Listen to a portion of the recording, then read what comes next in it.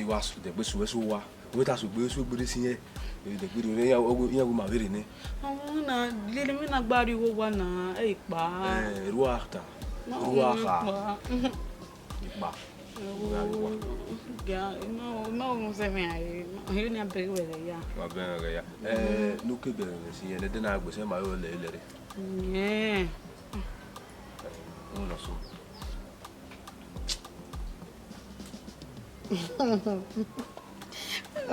Marita ya ta wa Sana sa zere ngata kamine azipele amiwo ita ani wata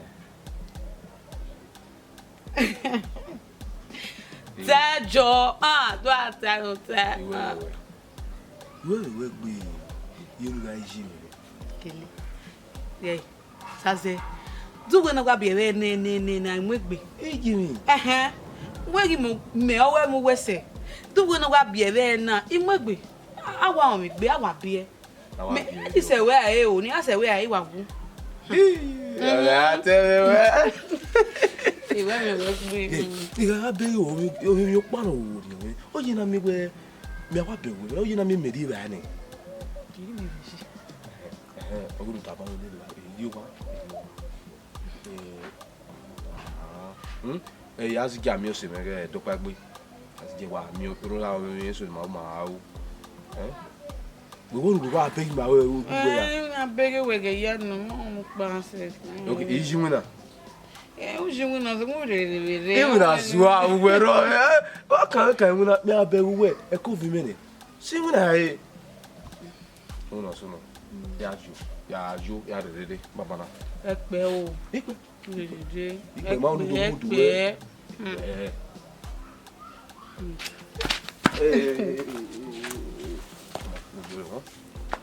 zegere o ahian no mi ke na zegere zegere o ipa dijore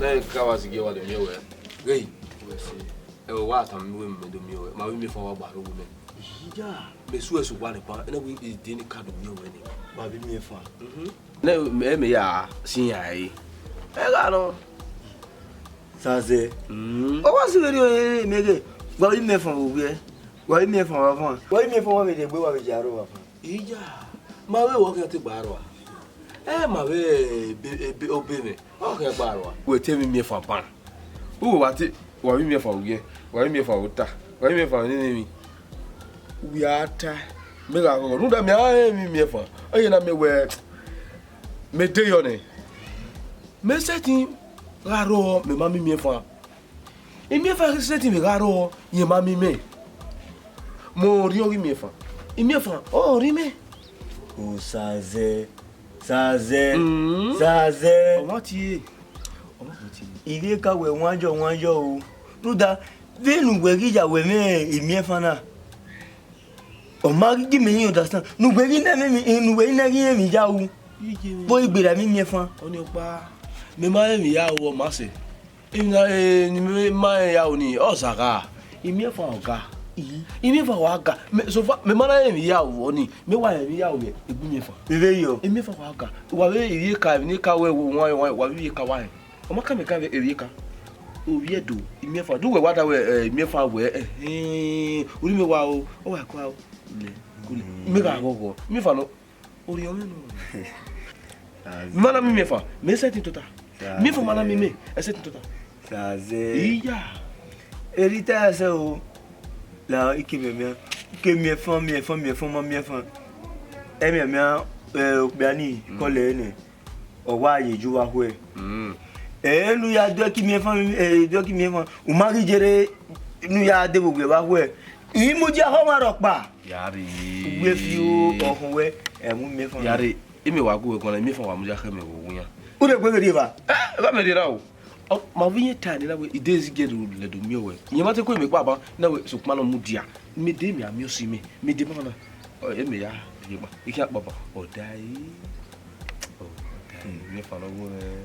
Du we igele we me fa na video ni. We wa ya mu go jo hun, mu wa ri ejo gba, na iwa en ko hin we. Ekenu iriri ala no amelele gbe.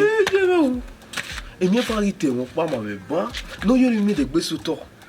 Mi fa ri owe. O se ri owe saze. Owe ni la o. Ni wa we ni ebi emi. Ni wa ni wa. The video. Audio. Never. Saze no pe a. Never ya ko ma ko. Omo o. Ya ko ma ko. Àwọn kan yìí no rio boy o ta ma wo no rio boy. Ado me fa we ko me fa. Ni me gba se etenu du mo. Me gba se ko me gba me fa se ki me. That's so right. The video. Ah wow, I will turn here. No sunu. Biaro bana da mi na go na na le na. To ku pe na mu na no de. Yes. Mo ta ni o believe in ma de mi. Na. Man mi no wo yi like Jami mani. Jami pe ani. Jami. Na ya mi. Wait, na o mi o se we wa. Mi mari we ma o ni na we ibu obi me hian. Na ru da mana re si wa. O ni o wa na we na wo ma. Na we do ahun. O wi we gbe. Ahia, mi ma we mu we. E mo we mu we se. Ah go no. Mo we. Mo e pelo se. Wo me. Koji. Koji.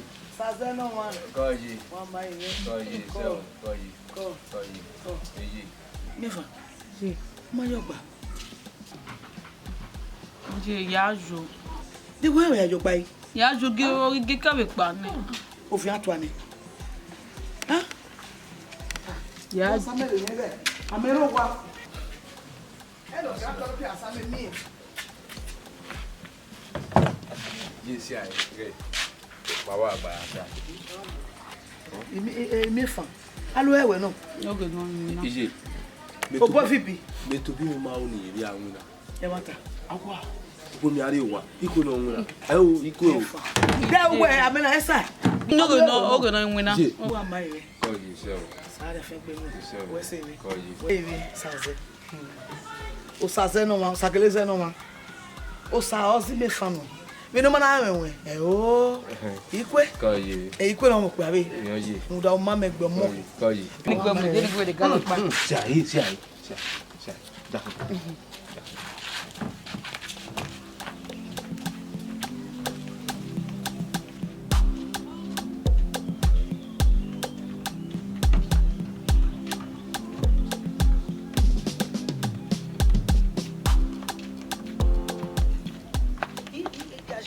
No mi je mi go na ya same.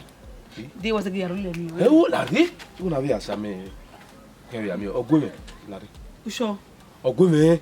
Ya lo me.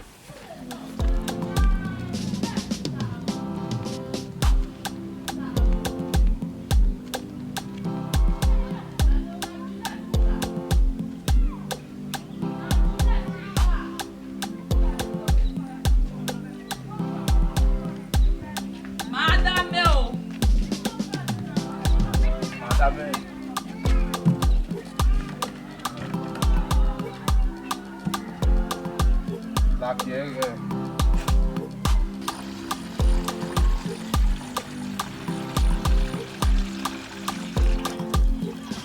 Si aí, o que é bom.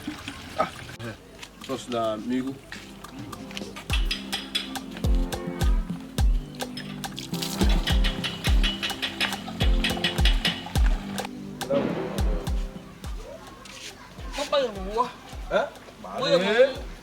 Wesi mu eva o. O saze o wesi mu e. Emi nu na je mi o na we mi ropa. Ya mu meri ya. Okay, my mother na ba na iwe mi wo wa. My mother no. Pa we ku bi. Akwa we. Bi e ti mu eva na pa. E kwa le ni to. Ko.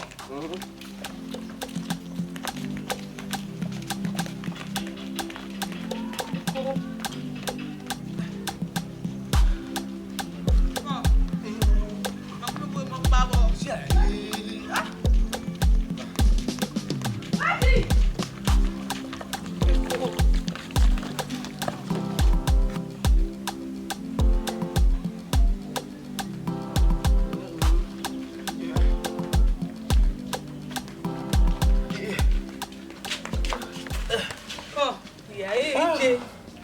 Oh. Ije. Warene. Warene. Saze. Oyi. Ibo wa mo efa. Mama we gbe. Ise. Iye mama. Iwe ni gbe mo wiyen kwe. Iya patani ya ki. Iye Mo si lori o. Ní vie la wa ní tó egbe DJ. O si e. Si e ko Si e o wi mo ko gbare ne a je to mi to e. Je. Ọmọ. Mo pa mi mo ni mo egbe da. Oyi. Eje.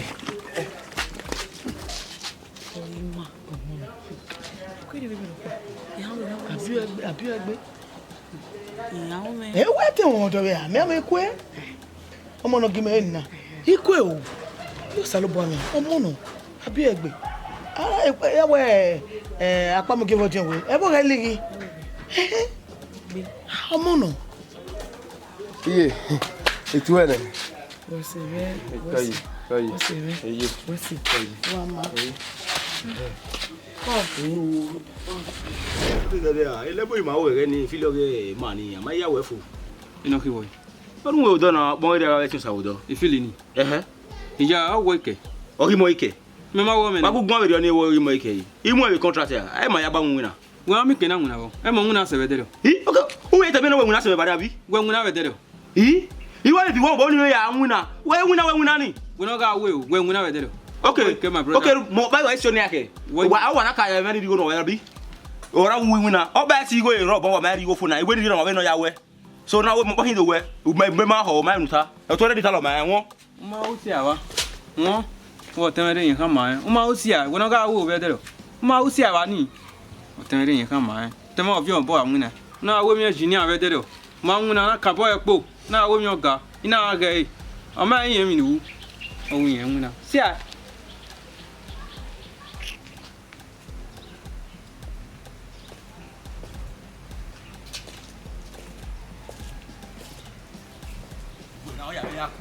ele worry ake boy na o ere boy na o no we okay do ni ke we o ya mi me kwa bidi no hin e ma understand di sha no te carry talo man sha le mi ro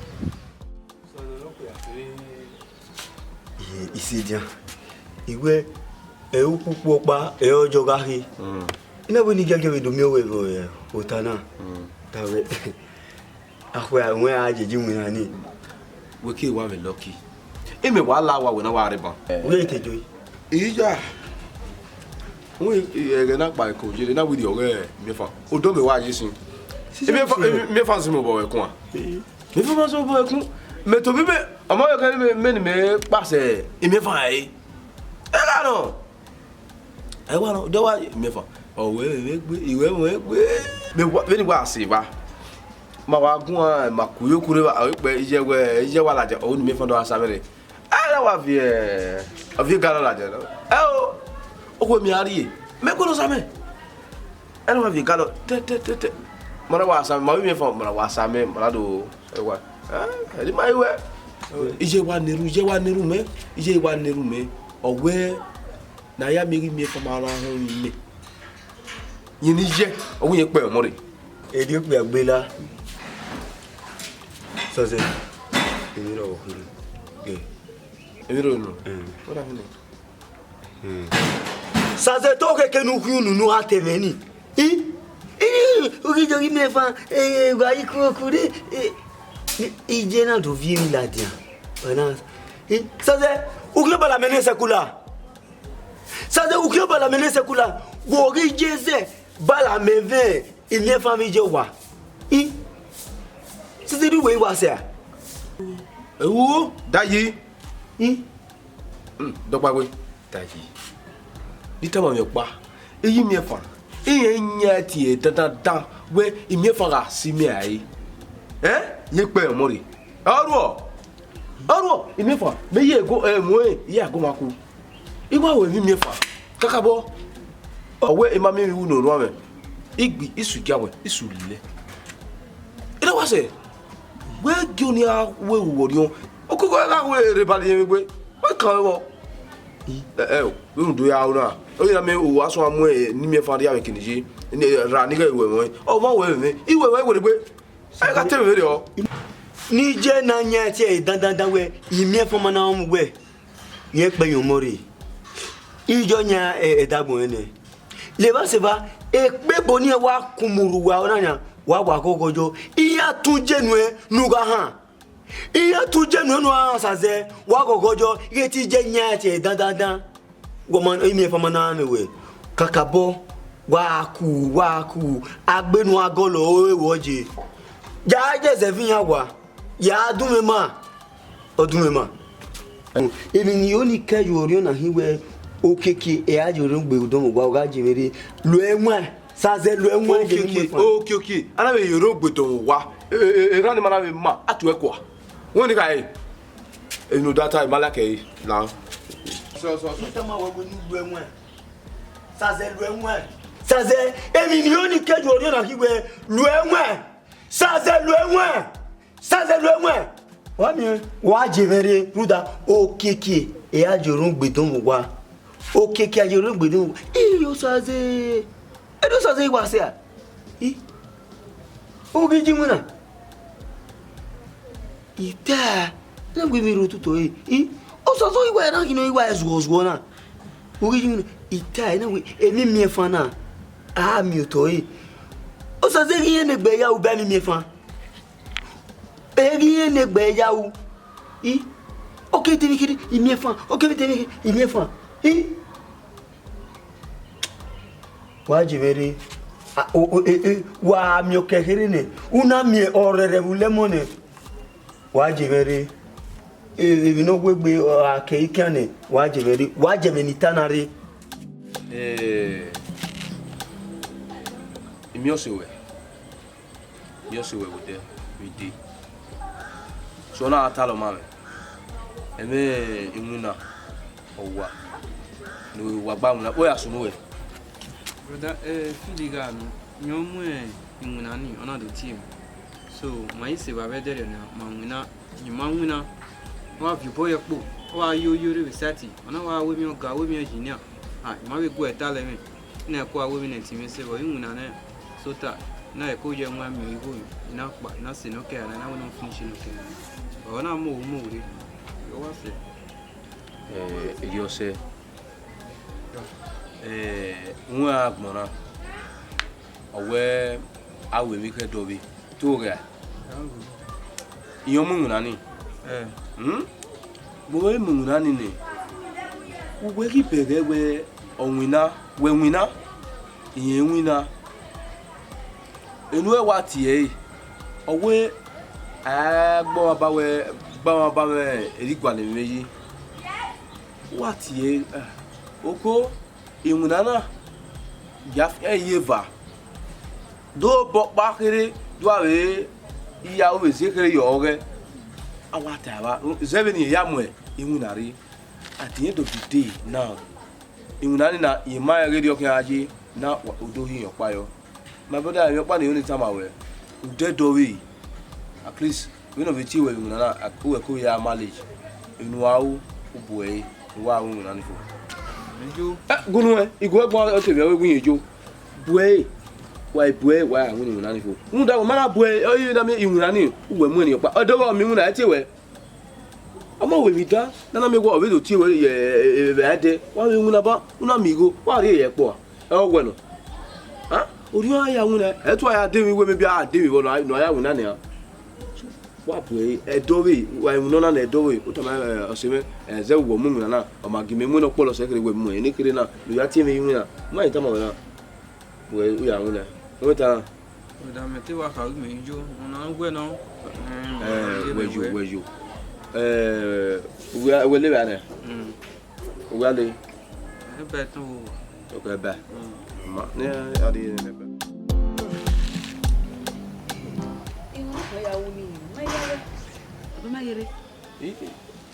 gay imani mari imani gari me fene ino ye mani wati me o wa di o wa kole me fun saze iwe domo me fene Kuni yeze gemire me fene ruda we ige mani me ba me aya wu agre me fene fene mani wati ya iwa yo gopa iwa ri iwo no idekun ya mi ego ne ido ha yeah ho aga ni go re ne ho no we te ko me we asa aga ni go mare ne ere wa we no ye mani wa igo na wa gliso boru da igo bolo ya wa chita kiri amwa da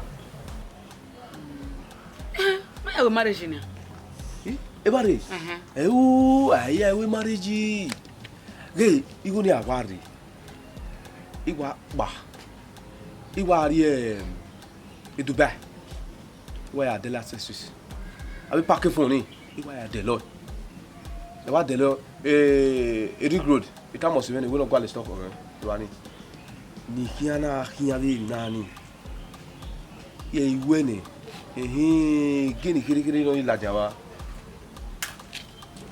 ye ko ya harije gbe me akeda ate me mari wa ipa ni udo ya mi ko no mo se me udo ya mi o ma be udo se ni aye oku owe to saga oku owe gariba na gbon ni alagbon yo ekun awe osazo nya iwe ni akun iwe wa na ni wa akun en wa gata mega siwa me na mi o ma be awe imiefa oni waga me na kwa mi mefa oni waga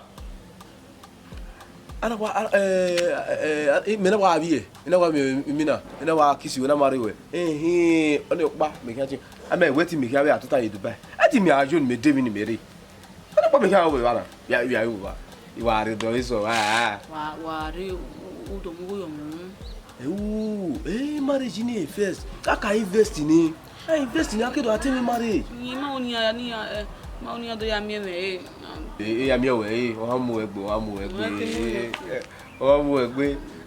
ya mi we o we anero ni finish up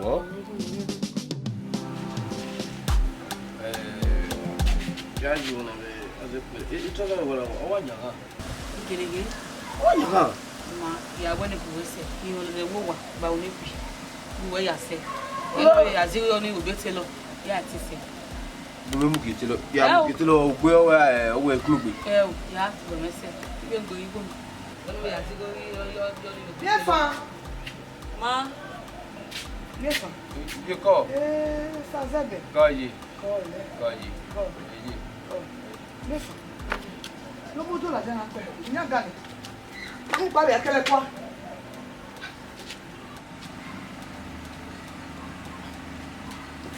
nínú do ojina nínú do ajina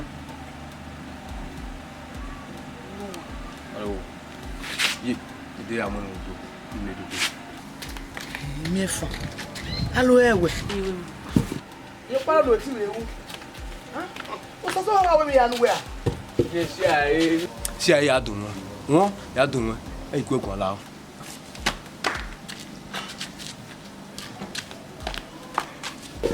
Sambil punya hari ya. Je we ate ni nyari. We se ni nyari. Amani.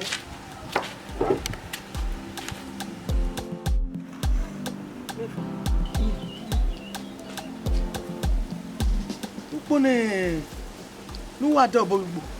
O ma ri dade. iye ya de igo me ma egba ka koko ba ene igo no ka ipo logbo tem ka ko ke ne pa ne ya de Da du oponi muse. ya de je ne ka koko ba ene oni me be Anihi. na wi wa Wa moro sewe. Wa moro e. ita na wo no e bo si we wa na me be ni hina Bebe. ko ye bo wa ye afana ade o ayo side just ko je iwe mu se e ti ame bo yi ko ye se won so ta ade o mi we ge e ja o e na ke mi o wa o ma ka mi ate No jana. Ina ga wa je. je we se Ame gbe na nuwe jona. We ke ma so na so ya de. Ebi esiso no mi egbu e. Abi mi egbu wa ke ma so ni ya jo. ije Ha? la wo ni se o de me be give du pon je wu no mo say o ni ma me ni me jogi o ya èmi ni wa be lucky e wa be jona ni wa be lucky wa be jona se mi aye ije ejo ejo no eri anu a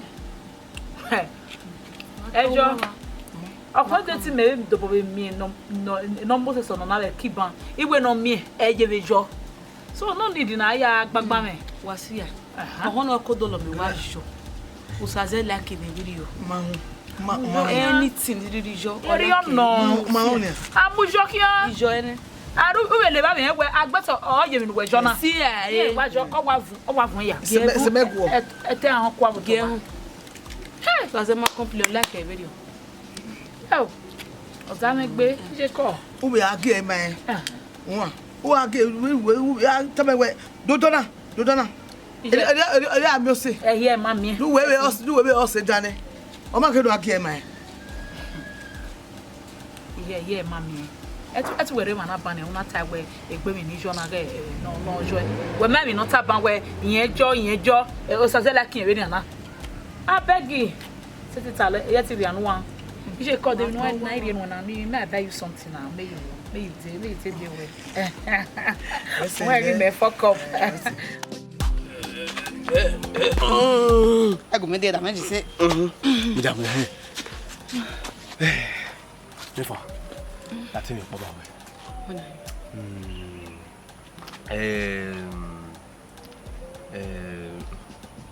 Bon, y'a rien. Elle gata. Hey, enyawata. Yari muna wakwe.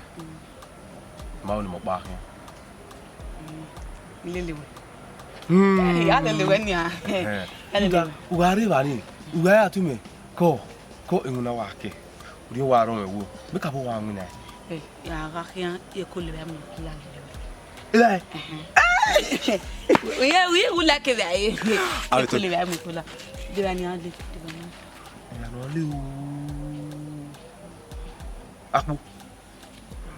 Akpu wa ma.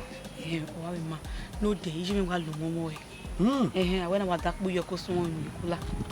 Ako be ko mi ko mo lele. Hey, make you war you ni.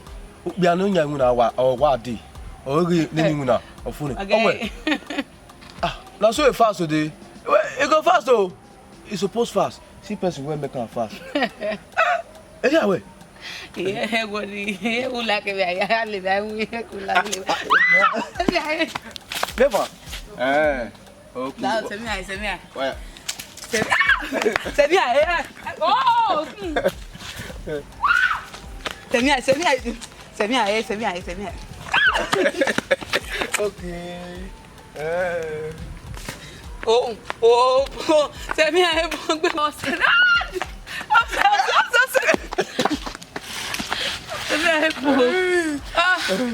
Oh, like you cook be. Where's your no so carry one. Me fine. Mo ti we. Ido we yo were. Igini no sabaji ya lo bi. Na jena mania. Ha? Ya maro na ya. Meme, erame. Nu we leke osaze, eme. Huh? No, ije mdane wo. Wo kan saze kan wo me erame me na jena ma. Wo kan vere wo. Mi ya ka we. Wa mi adase no gwe. Ni go gwe ulele. Ije. Kotonana. Ni lele. Je go to na gbevo. E we hana we so de mesi ai. E awai. Iwa na ime. O saze setin si ai. Agba wo menu. E ma no me gbogbo mewa. E o. Ije la mtana imala ke. E go di won na sa menu e we ya fe nu e. O ba won se bege ni si ai ni a. Ije ti si ai. A ba to le ya me wu fi ojo a. Ha. Ije ta be ni. O ma gbo saze ye ti si ai. O se ma gbe. Hey, me for no me. Erume nano. Almost so my one here. We have a 7 month every eye. Make me so pamegani. We are going to say where me be. We might be only. Where do you want me go? Huh? Eh, Osaze, when someone wanna. I don't be slippers. You be on you could make a loa.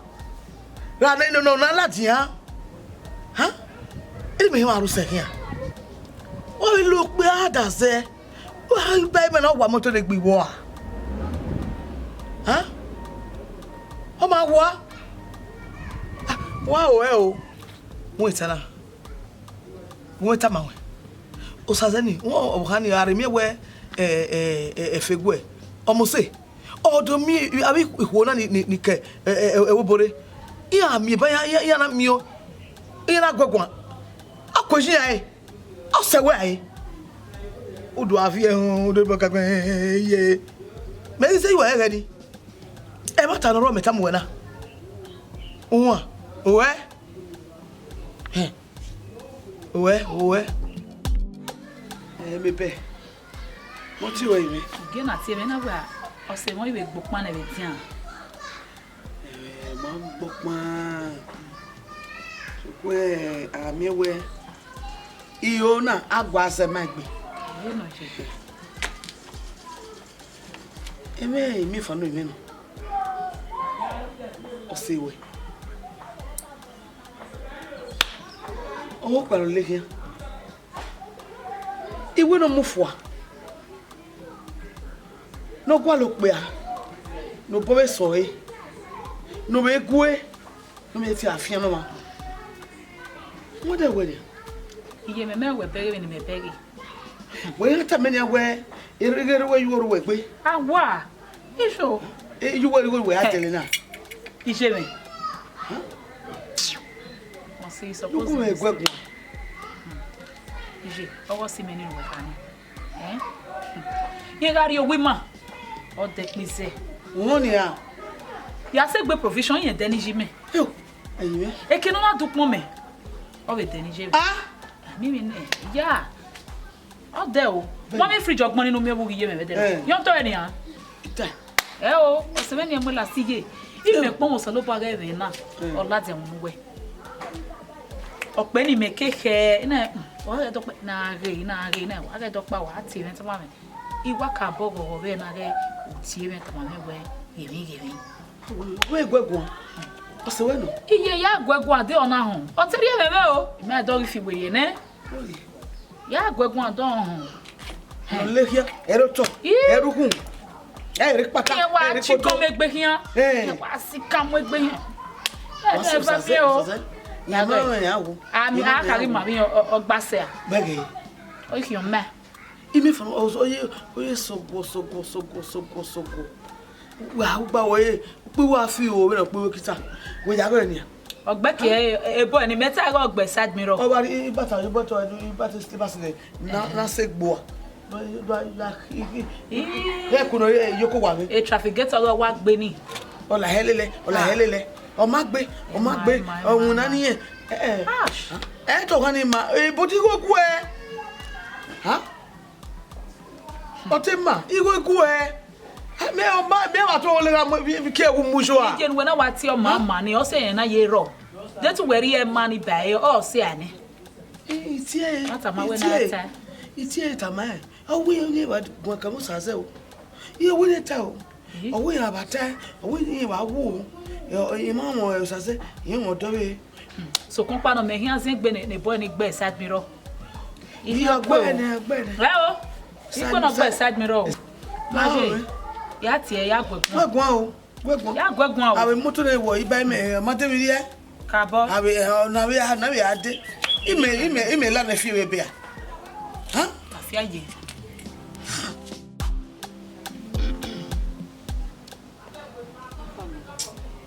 o no university e wa ro wa iro ge be nu na re imi ati wa mo fi na o se we wa do wa se afana ati o koyo abi ya le iri o Ah, ekeniri na. Ega me won ni ipuyan ati. Ime tu ajo. Me. Mo ga mi boni ni a. Me mu bojo we video. Okay o. O teme ipote kire ni te we ni ri no me. Ibude. Ija o se mo hin. O se won ibude no ma. Do o se me o ti wa ibude me. O ga ma we ha do ibude me ni a. Imo. Do mo we wa. No ta mo o. Iwe ye ko. E wa ma we. E mo to na mala ke. Ta ma me ni a wo na hin. Ofin amowo. La gu me gu abo o se mo hin a. Be he gu amo yi no ta ma me. Èmi ni oni tama we na hin. Ige wo gbin so na. Ma ario na. Èmi no jo. Wo ye gbe mi ni jo. O pupon o ya gbale so. Ina ni kama wewe. Ege we ni usaze. No. O try no see ai. No be gwa lo wan ve. Ni change se bi are dagbon we. O ki tama we. Me wo mda. Bebe. Me se me se love me ai. Usaze ni me se ai. Geti yan je wu ya mo gbe nu mo gbe. Gebe ni wa jina, iwa like e. Usaze o wa like me ni wa jina, iko be like me ni eje. Ai gbe tare. Mo ta bona we o ma di amo. Yes dele mo ye ta but na o se me ni. Ikan yo de ye ko. Imo yo, e do be gbe ta ima like e. I take better. Se me no. Mo tane. Who ni me say guy me I for what? You understand? Mo tane babe. Wa wonu papa we na re ogbiye osanyande. Wa atu ekwa. Ni hama we egani. Egani am go ne we go ma love we. I'm telling you the truth. Yes. Egani ga am go ne ban. E wa ni na hama we ni san we ma polo se. E wa ni na hama we a. Enwe we na keregbe e guess ni oni am. I'm telling you.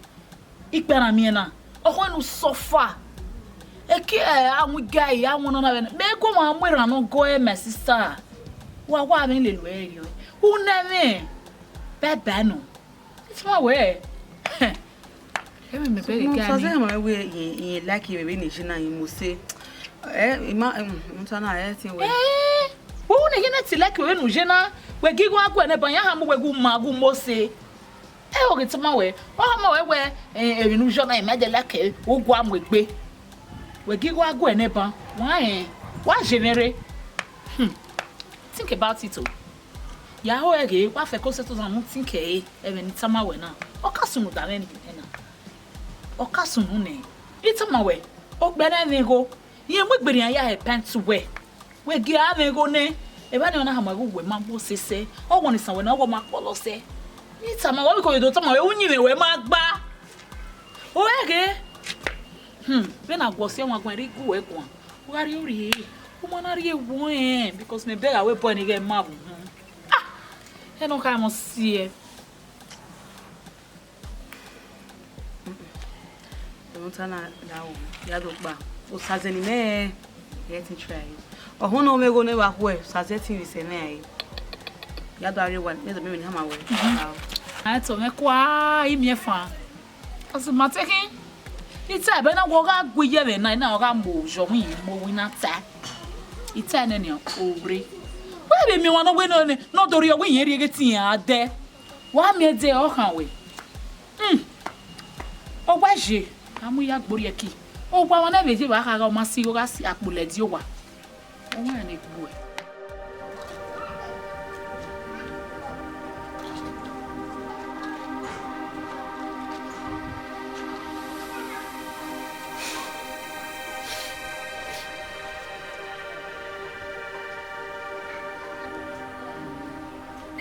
We marriage ni. E bare. Aya we marriage. Ge igu ni awari. Iwa ba. Iwa ri Dubai. Wa ya de la Swiss. Abi pack phone ni. Iwa ya de lo. E wa de lo Eric Road. E ka mo se we no go le stop on. Iwa ni. Ni kiana le na ni. Ye iwe ni. Gini kiri no ilaja wa. ko ya harije gbe mo akida tell marriage wa igba ni udo ya mi ko no mo se mi udo ya mi o ma be udo se mi aye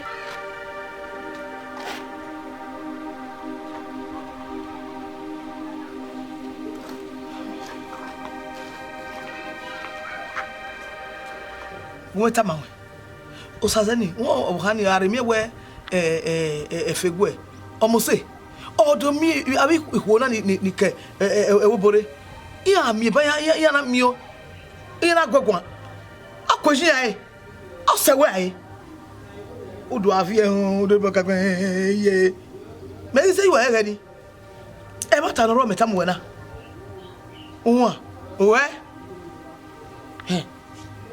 Owe. Again, I'm going to wear my love away. I'm telling you the truth. Yes. Again, I'm going to ban. If I don't know how my own is somewhere, Mark Polo say. If I don't know how my way, and we're not here, a guest in your own. I'm telling you. Ik ben Amiena. I want to suffer. So then my way, you like you, maybe you must say. Some way. Oh, Ben, go. You would be a pants away. We get ame go ne e ba ne ona ha mago we mambo sese o won san we na o ma polo se ni ta ma wo ko do ta ma we unyi we ma gba o ege we na go se won gba ri gu we gun wa ri ori o mo na ri ewu because me beg away point get map e no ka mo see Be you now.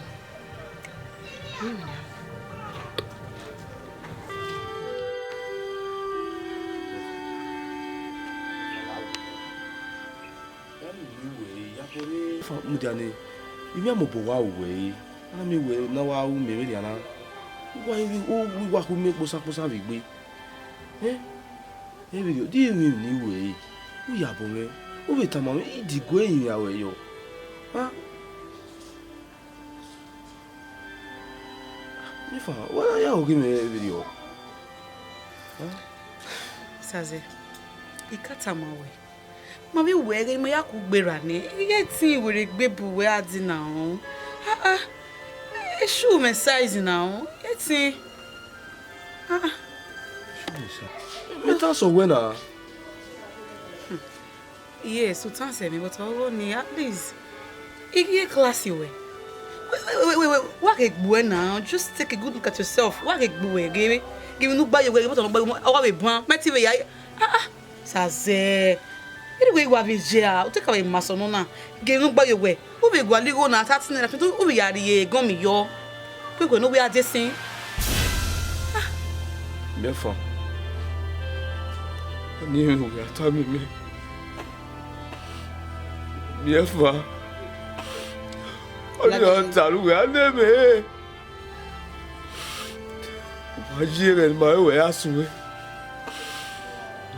mefa ma o yo pa na we wona we ta kin guru dai lu ya bo mi ade gugu mi o so gbon wo ma sun won ọba ke we gba boya e opa ami efo la vie ma e de vie ma na du wa vie e ko ba wa poko ma na imu no wa sojo e so ma na ya ti je mere je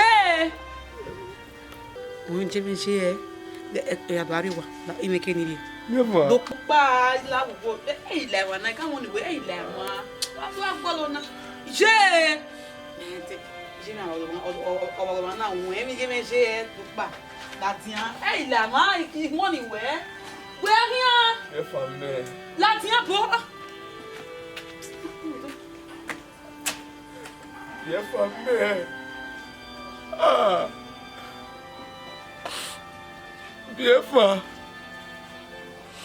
mefa ku me o we harina mefa ku me o we harina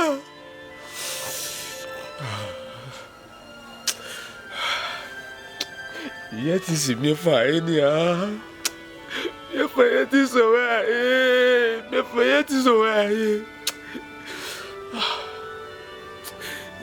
mefa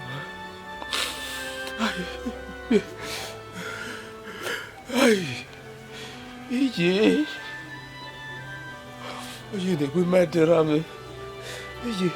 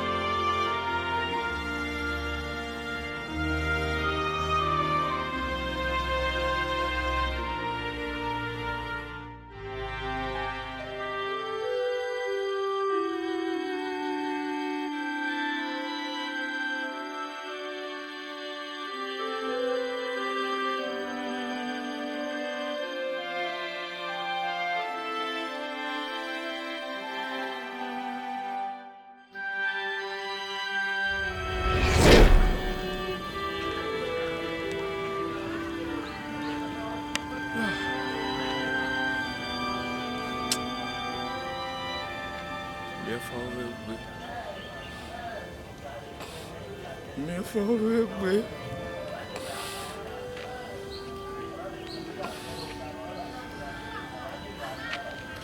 Ẹ̀nà mi fọ́ ẹgbẹ́. Bàtà ni mi gbá. Gbogbo bẹ́ẹ̀.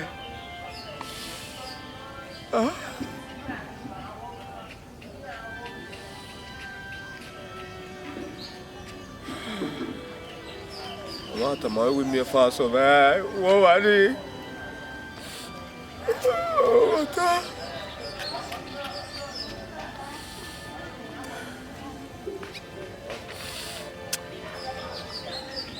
Ewu. Mi na me ji ai.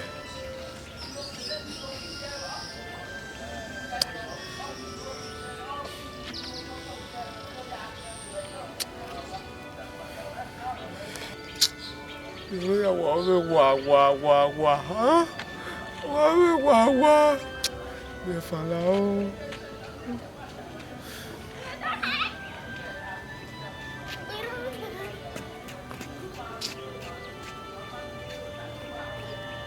Ele mi wa mo. Aka so ma me we mi e fa ka wona. Abola ta mi be. Ita mo boni.